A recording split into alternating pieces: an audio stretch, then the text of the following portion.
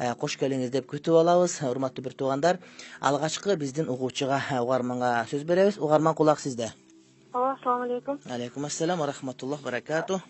Устаз, сизге эки күнөтөн бактылуу каалайбыз. Амин, амин, амин. Алла ыраазы болсун сиздин ушундай бизге багыт берип турганыңызга. Анан менин бир суроом болуп атат да, көз ачыктарга ишенбе деген бар го. Көз ачыктарга барган болбойт деп жана бизде бир аз үйдө проблема болсо, анан бизде кайненеңиз ошо көз ачыкка барыптыр да. Анан ошол жактан эми талкан, анан арча, анан чай, суу алып келиптир да. Анан ошону деген биз айттык болбойт, ушундай барбай эле койгулачы болбойт экен десек, анан үйдө бир аз проблемалар болуп аткан. Ошол нерсеге мен ошентип ошон үчүн бардым деп ушинтти да.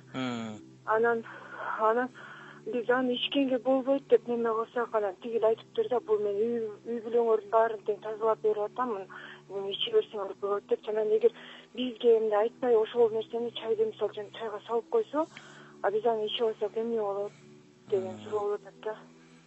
Рахмат бир тууганым, сурооңуз бүттүбү? Бүттү окшойт.